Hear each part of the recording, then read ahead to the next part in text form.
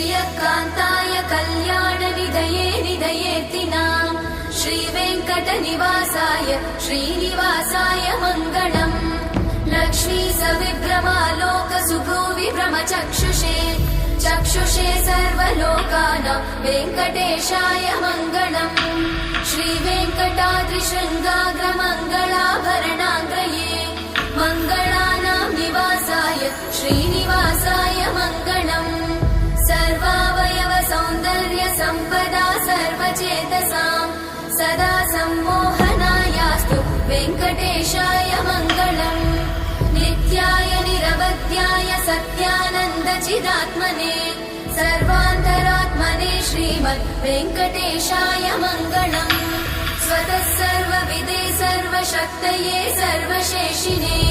सुलभाय सुशीलाय वेङ्कटेशाय मङ्गलम्।